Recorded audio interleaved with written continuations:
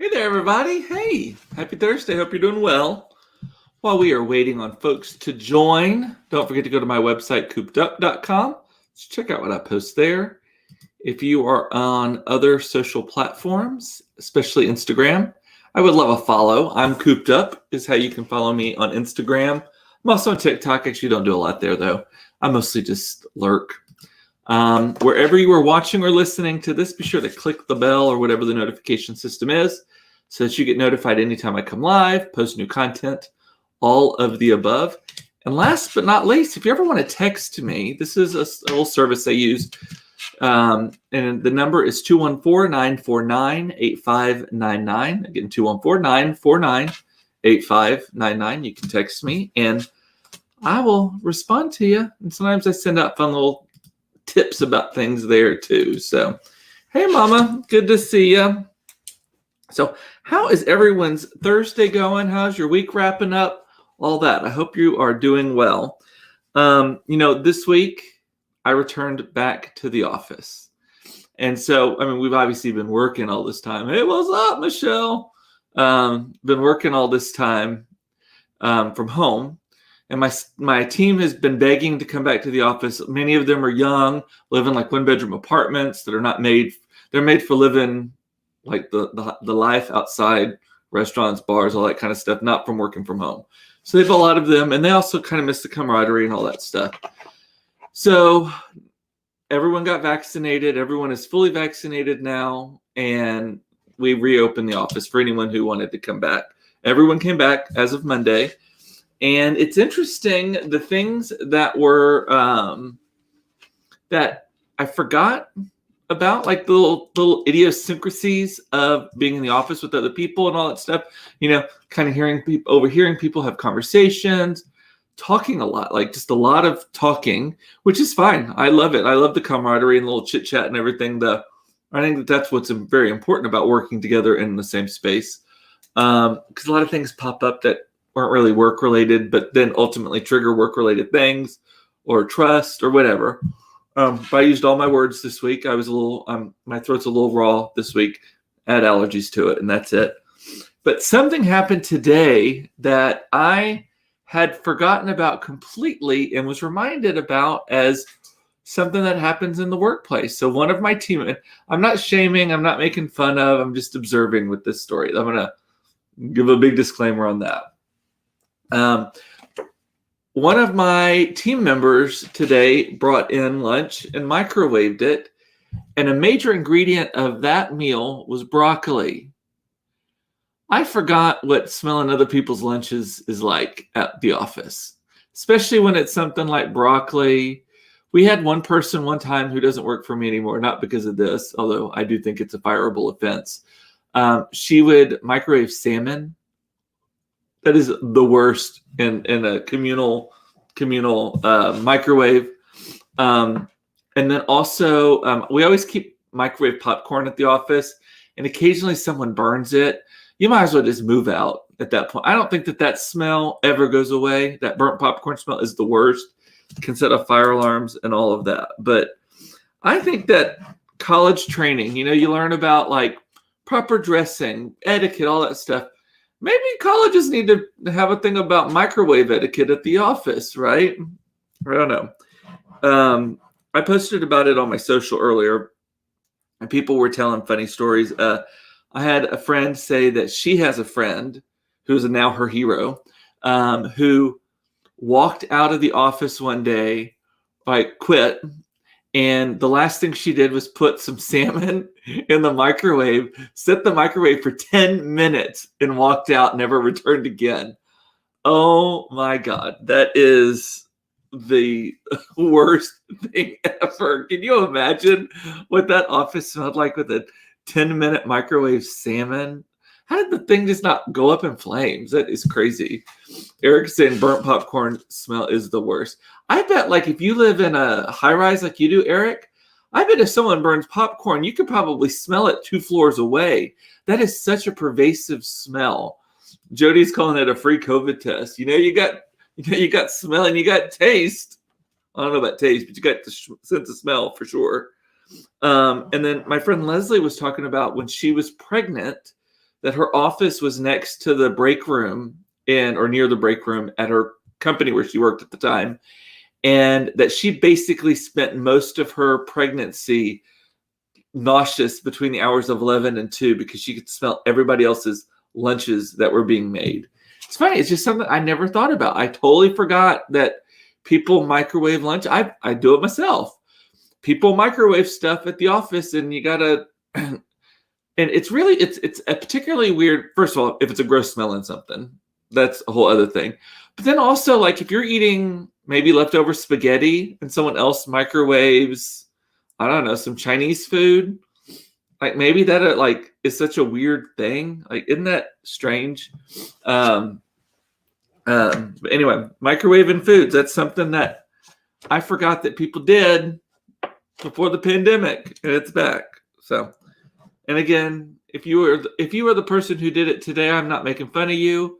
I'm not shaming you. You do not need to change a thing. Well, maybe no broccoli, but I'm just making observations because that is what I do. Earlier today, I ran to Target because I think I was talking about this the other day. There's a lot of stuff that I brought home from my office to put here in my Koopa Smith Koch World Headquarters for Global Nomination and Crafting, my studio here. And not all, I was like going back to work on Monday, didn't realize all the stuff. I had some cables I needed to take with me. I had to come back. I've come back home like 5 times this week already just to get things. One of the things that I realized that I brought with me home that I can't take back now is an office trash can, because I need one here also. Well, I could take this one back and go buy a new one, but either way, I needed another trash can because I didn't have an office like this here at the house. And I was in another room, and Todd is currently working in there. And so I had to go get a trash can, right? I took mine from the office.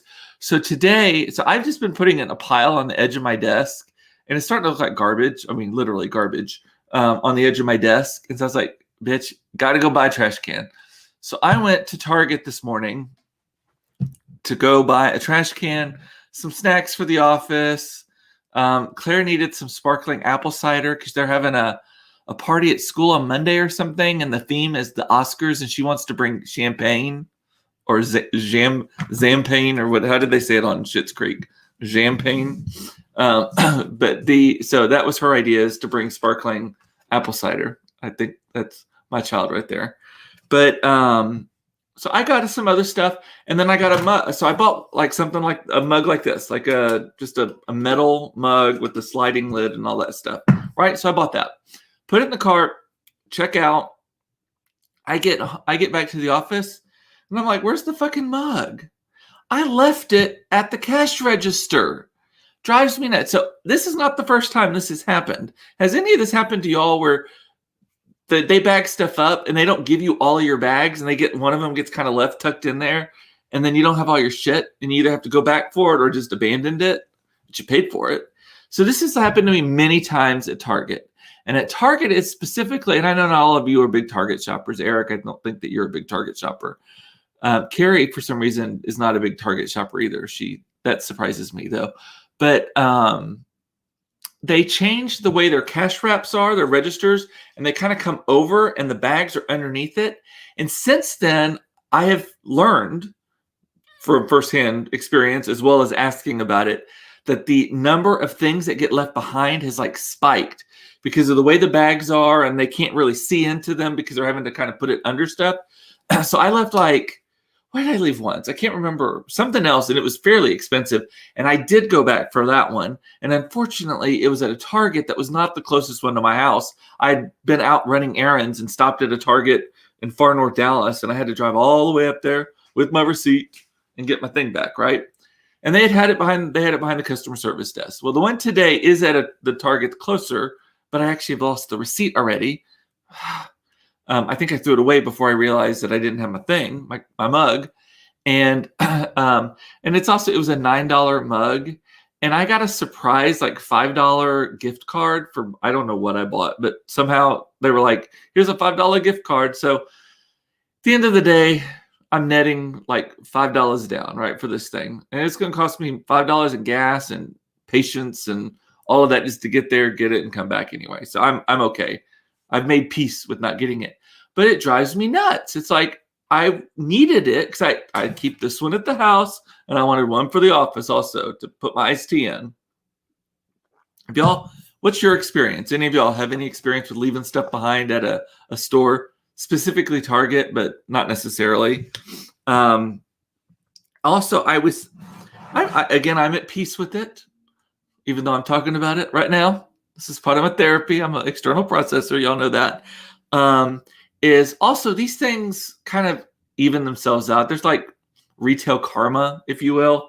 Because I'm like, okay, so I got a $5 gift card that I didn't expect. So that reduces it to a $5 expenditure. Well, just like last week when we were in Las Vegas, I got like frozen yogurt and Claire got like a milkshake or something. And Mason got a bottle of like Country Time lemonade or something. And it was like $24. So I didn't think anything of it. I thought, okay, that's right for Vegas. So walk away and I look at the receipt.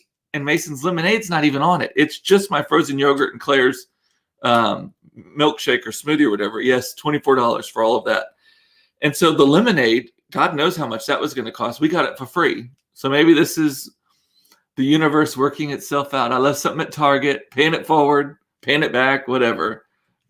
Michelle has never done this because she is perfect. Yes. I asked the cashier if I got everything.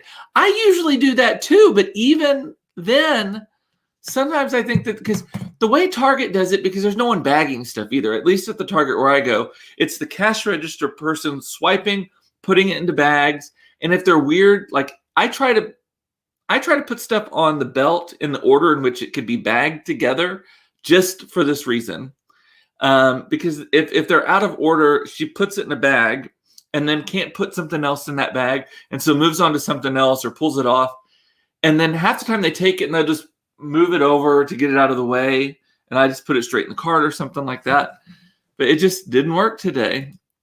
Beth says, yes, I left $30. Oh, shit. $30 worth of greeting cards at the Dollar Tree. And I went back. Girl, how do you leave $30 worth of anything at the Dollar Tree? That's like a grocery cart full. 30 greeting cards? Is the Dollar Tree the one that is actually everything is $1? I think it is. Man, that was a big oversight. Eric has not been to Target in ages. By the way, Eric, I love your profile picture there with Cher. Today is Cher's 75th birthday. We'll get to that too. Cher is 75. Let me make a note of that. But I actually had to go there earlier this week to buy balloons for a class science project. It's a whole new world. So I was in there, and they are now not making you wear masks unless you are unvaccinated. So I was walking around the Target, full face, smiling at everybody, all of that. No one else was maskless. So it was kind of weird. It feels like I didn't feel like anyone was judging me because honestly, fuck you if you're judging me for that because I don't care because I'm totally legal, totally within the rules, all of that.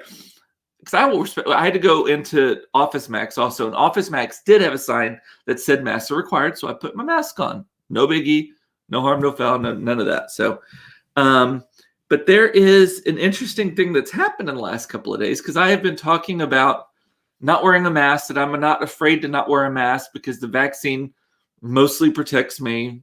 It also keeps me from being able to transmit it from other people. The government has been very conservative to this point with their guidance. I can't imagine that in this one that they're being reckless. That would come back to bite them hard if that was the case. But so on social, I have been like joking about it or talking about it or whatever. Well, now some of you bitches think that I'm an anti-masker.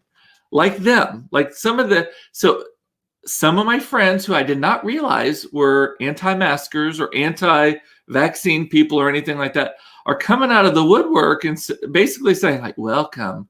I'm like, I'm not one of you. No, I personally am responsible for 752,000 people getting vaccines.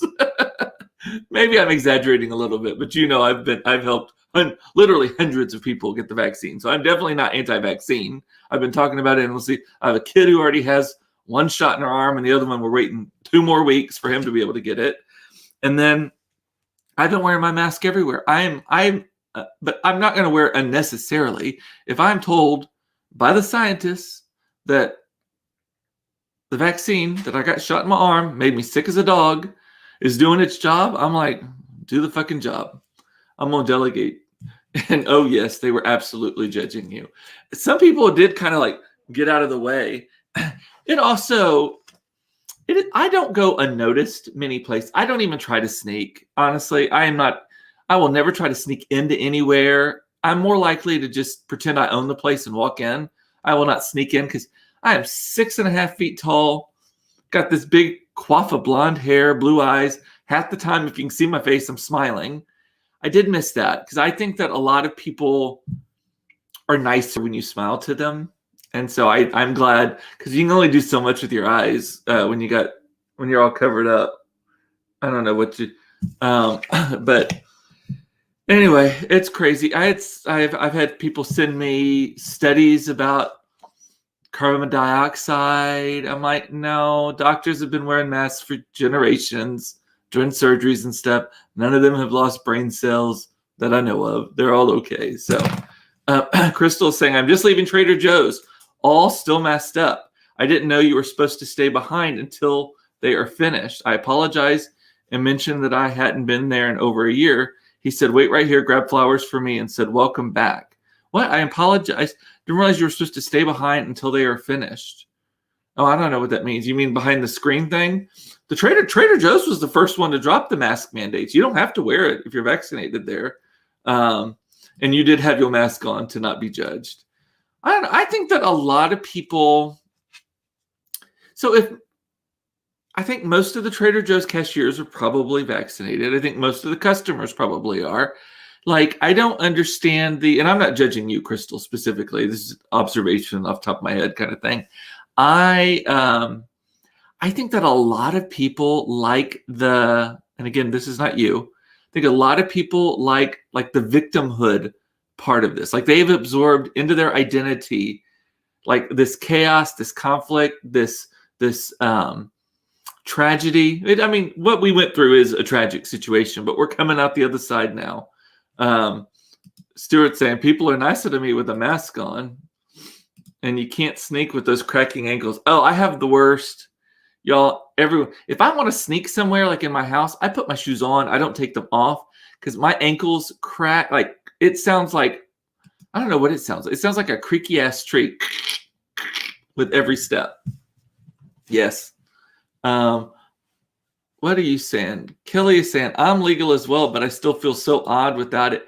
No, I'm not going to say I didn't feel a little odd. Like, it did feel weird being the only one. But you know what? I've grown up my whole life being the only one. I am like one of 16 white people from the Rio Grande Valley. Like, it is like 98% Hispanic down there. I was the tallest, gayest, whitest thing in 5 counties. So I have never been one to blend in. It's not something I aspire to anyway. But even if I did want to, it is not happening. It is not happening. So I'm just like, I knew what was right. So Michelle is saying, Cher used to be my client. I swear, the 6 degrees of separation of Michelle Condrey is outstanding. The number of people I know through you, Michelle, I love it. I'm impressed. So Cher is 75 years old today. Wow.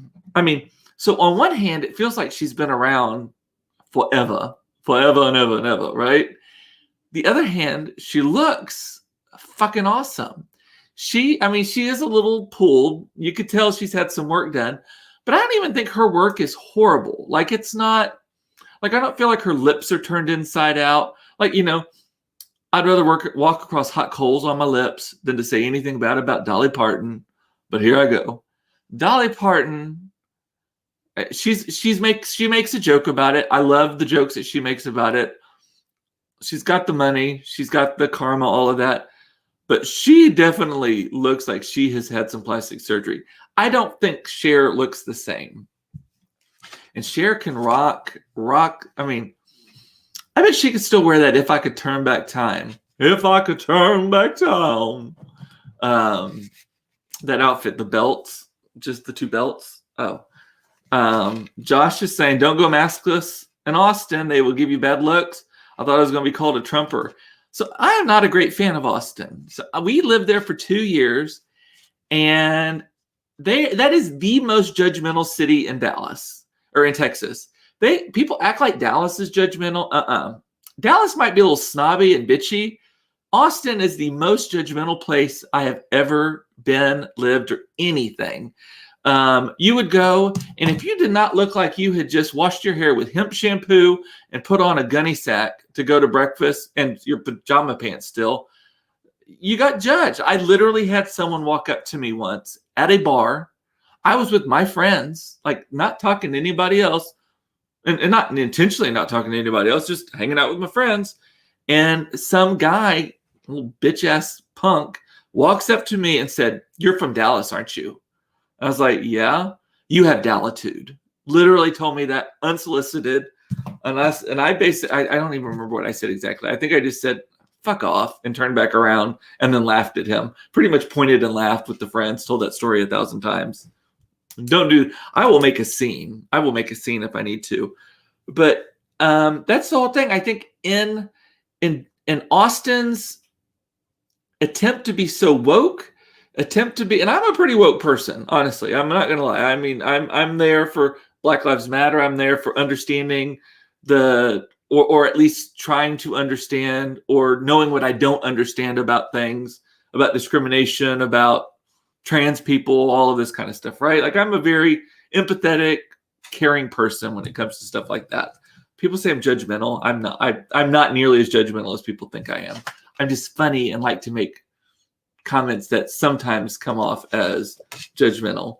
Kristen is saying, I haven't heard gunny sack in a long time. But in Austin, they're so fucking judgmental about, one, that they're so cool that they're from Austin, that they are more woke than you. They try to outwoke each other. Like it's exhausting. It's exhausting. Austin would be great if it weren't for the people. It's a beautiful city if it weren't for the people. And Michelle's saying, do not get me started on Austin actors. And Josh is also, I'll take bitchy snobbery over far left self-righteousness any day. A fucking men to that. What else? So Crystal's saying about the Trader Joe's thing, you have to wait on a map behind the cashier. You have to see it. I did not know. That's news to me. Eric went to a Democratic fundraiser last night, about 70 people. No one had masks on except for the staff. I felt fine because I knew most of the people and that they had been vaccinated. Yes, same with like 2 weeks ago when we went to that victory party, or the watching party that turned into a victory party. Hardly anyone was in masks because I knew that group of people were of the vaccination kind, right? The vaccination type. So I was okay with that. One little political thing, I don't talk about politics, or I don't talk politics. I might talk about them. I might reference them. I might ask about them, but I'm not sharing my view necessarily. Here in the state of Texas, and it's always something heavy, abortion. I kid you not. People are always like, oh, let's have a light take on abortion. Yeah. So Texas just passed a law, and it was signed into law by the governor, that basically outlaws all abortions. If the fetus is 6 weeks or older, you are not allowed to get an abortion in the state of Texas. Well, let me rephrase that. You are not allowed to get a safe abortion in the state of Texas. You are not allowed to get an abortion that you can make an appointment for. You can still get one, and that's the downside, is that you're still going to be able to get one. It's just dangerous, and it takes us back to the early scenes of Dirty Dancing when didn't she get one early and got real sick? And that's why Baby had to fill in for the dance partner. Yeah, that's the whole premise of that movie, by the way. That abortion set that off. But anyway, so it got me, I saw some posts about it, and it got me thinking that, because the phrase that they used was, at 6 weeks old, a fetus becomes a child, becomes a human, a person. And I'm like, okay, so that's going to open up a lot of loopholes. That's going to open up a lot of maybe legal challenges, not on the abortion side so much, but more like if you are an undocumented person and you get pregnant at 6 weeks, is that child an American citizen? And does that suddenly mean that that child cannot get deported? So the woman is safe because she's carrying an American citizen? Because the child is an American citizen the minute it's born, for sure. But now if we're calling it a child, is it an American citizen at 6 weeks old? Something to think about. Can you get life insurance on a child? And if that pregnancy doesn't work out, if it somehow like self-terminates, miscarries or whatever, do you get a life insurance payout? Like, is that something that you can do, right? What else was I going to ask about? Are they a U.S. citizen? These kinds of things. Like, interesting question. So I am wondering if like the unintended consequence of these kinds of things is that those things are going to play out. Stuart is making a good point, state versus federal, but still, I just think that there's a lot of, when you start calling things new things, yeah. Eric is saying, I am wildly judgmental, and I take pride in it. However, I'm very particular on the things about which I judge. I'm there with you. There are certain things where I'm like, that's never okay. Eric has this pillow in his house that I adore. It says, I never repeat gossip. So listen up the first time, or listen carefully the first time. And that pillow makes, I bet that's the most photographed thing in your house, Eric. So listen to you. You should be on the Sunday talk shows, the political ones, not Jane Pauley. I know. But it is a solid argument for when that law makes it to the Supreme Court. Interesting. Who knew I was such a brilliant legal mind? 2 more topics, and then I am done. So get your comments in if you got some. Learned today that Claire is doing a research project at school. Actually, I knew she was doing a research project. I did not know what the topic was. She is definitely my child. The research topic is Celine Dion. I kid you not. She is doing an end of school report. It's due like June 10th or 15th or something, about Celine Dion. I do not hate it at all. Her first concert that I took her to, actually the only concert she's ever been to, I took her to the Celine Dion concert right before the world fell apart. I'm not entirely sure she and I didn't get COVID at that concert because both of us were mysteriously ill for about a week with really bad headaches and fatigue right afterwards, around, I think, February. So the timing lines up. But so Celine Dion, that is her thing. And Celine Dion also had to release more tickets. So she's premiering at the Resorts World in Las Vegas in November. And supposedly the response has been like selling out already, that they added more dates in like January or February. So Beth likes your pillow, Eric. And the pillow is needle pointed. Like it's like very, like you would not expect that level of sass with the style of it and all of that.